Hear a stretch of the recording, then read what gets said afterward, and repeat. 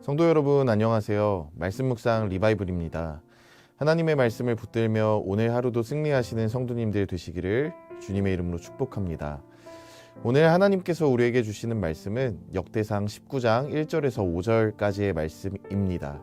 우리 함께 읽도록 하겠습니다. 그 후에 암몬 자손의 왕 나하스가 죽고 그의 아들이 대신하여 왕이 되니 다윗이 이르되 한운의 아버지 나하스가 전에 내게 호의를 베풀었으니 이제 내가 그의 아들 한운에게 호의를 베풀리라 하고 사절들을 보내서 그의 아버지 죽음을 문상하게 하니라. 다윗의 신하들이 암몬 자손의 땅에 이르러 한운에게 나아가 문상하매 암몬 자손의 방백들이 한운에게 말하되 왕은 다윗이 조문사절을 보낸 것이 왕의 부친을 존경함인 줄로 여기시나이까. 그의 신하들이 왕에게 나아온 것이 이 땅을 엿보고 정탐하여 전복시키고자 함이 아니니까 하는지라. 한운이 이에 다윗의 신하들을 잡아 그들의 수염을 깎고 그 의복을 볼기 중간까지 자르고 돌려보내매 어떤 사람이 다윗에게 가서 그 사람들이 당한 일을 말하니라. 그 사람들이 심히 부끄러워하므로 다윗이 그들을 맞으러 보내 왕이 이르기를 너희는 수염이 자라기까지 여리고에 머물다가 돌아오라 하니라. 아멘. 네, 오늘은 역대상 19장의 말씀을 통해 다윗의 리더십이 우리에게 주는 교훈을 함께 살펴보고자 합니다. 우리는 누구나 가정, 직장, 교회, 친구들과의 관계에서 크고 작은 리더십을 발휘하며 살아가는데요. 오늘 본문을 통해서 다윗이 보여준 리더십의 두 가지 덕목을 우리가 함께 살펴보며 우리 삶에 어떻게 적용할 수 있을지 함께 묵상해 보도록 하겠습니다. 먼저 오늘 본문은 암몬 왕 나하스의 죽음으로부터 시작됩니다.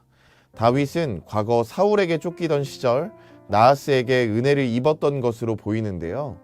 그래서 나하스가 죽자 다윗은 받은 은혜를 갚고자 조문사절단을 보냅니다.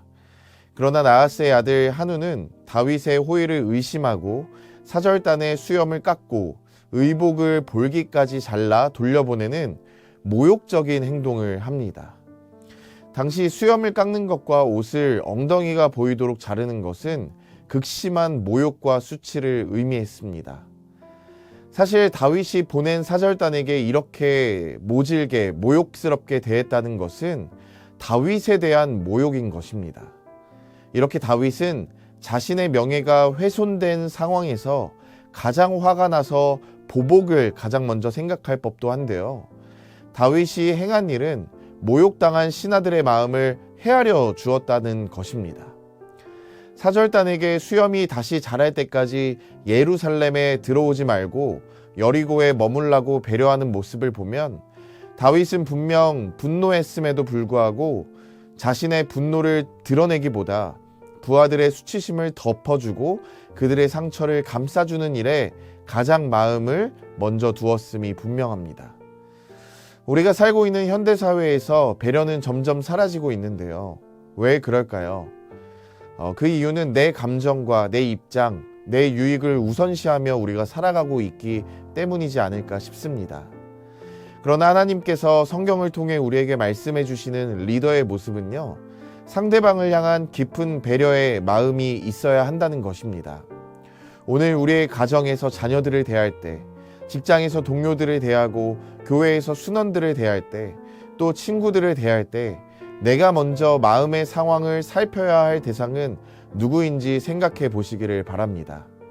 그 작은 배려가 우리의 공동체를 살리고 하나님의 뜻을 이루는 큰 힘이 될 것입니다. 또 우리에게 깨닫게 하시는 리더의 두 번째 덕목은 바로 책임감입니다. 한운은 곧장 은 1000달란트를 사용해서 아람의 용병을 고용해서 거대한 군사를 준비합니다. 7절을 보시면 병거 32,000대와 마아가 왕과 그의 군대를 고용했다라고 기록하고 있는데요. 이것은 군대의 규모가 엄청나다는 것을 보여주는 거죠. 즉 이제 전쟁이 발발할 위기에 처하게 되었는데 이때 다윗은 어떻게 행동했습니까? 상황을 피하려 하거나 책임을 다른 사람에게 돌리려 하지 않았습니다. 사실 다윗의 입장에서는 굉장히 황당하지 않았겠습니까? 나는 위로하려고 사절단을 보냈는데 상대방은 이렇게 역으로 공격해오는 군대를 준비하고 있는 상황이 되니까요. 또 내가 보낸 사절단이 도대체 일을 어떻게 했길래 이런 상황이 펼쳐지는 거냐? 라는 생각이 들지 않았을까요? 아무리 봐도 모든 상황이 계속 꼬여가고 있는 상태인 거죠. 그런데 이 상황에서 다윗은 누군가를 탓하거나 누군가에게 책임을 지우려 하지 않고 왕으로서 모든 책임을 묵묵히 감당하는 것을 보여줍니다. 부하들은 정말 불안하지 않았겠습니까? 내가 정말 잘못해서 이런 일이 벌어진 것은 아닐까 생각했을 법하겠죠. 그런데 다윗은 이 모든 일은 자기의 책임이다 라며 불합리한 일에 대해서 싸워야 한다면 싸우겠다 라는 자세로 나아가는데, 신하들은 이런 모습에서 얼마나 큰 신뢰와 안정감을 느꼈겠습니까? 우리 삶에서도 예상치 못한 어려움이나 억울한 상황이 닥칠 때 다윗처럼 책임을 회피하지 않고 감당하는 리더가 되기를 축복합니다. 다윗은 위기의 순간에 자신의 책임을 피하지 않았습니다. 전쟁이 임박한 상황에서도 부하들을 탓하지 않고 오히려 그들과 함께 어려움을 감당했습니다. 여러분, 이 모습은 오늘날 우리에게도 큰 도전이 됩니다. 가정에서, 직장에서, 교회에서 예기치 못한 문제가 생길 때 책임을 회피하거나 남에게 전가하는 것이 아니라 내가 먼저 책임을 지고 문제를 해결하려는 책임감 있는 태도가 필요하다는 것입니다. 이런 태도가 있을 때 공동체는 더욱 건강하게 세워지게 될 것입니다. 사랑하는 엘사랑교회 성도님들, 하나님은 우리 모두를 리더로 부르셨습니다. 가정 안에서는 부모로서 리더의 역할을 하게 하시고, 직장에서는 선배로서, 또 교회에서는 모임을 주도하는 사람들로 각기 다른 모습이지만 우리 모두를 리더로 부르셨습니다.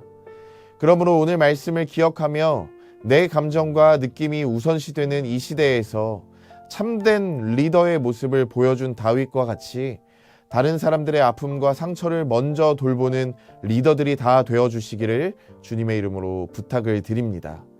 그리고 문제가 생겼을 때 원인을 색출하려고 하기보다는 내가 해야 할 것에 최선을 다해 임하심으로써 책임감 있는 리더로 서주시기를 주님의 이름으로 부탁을 드립니다.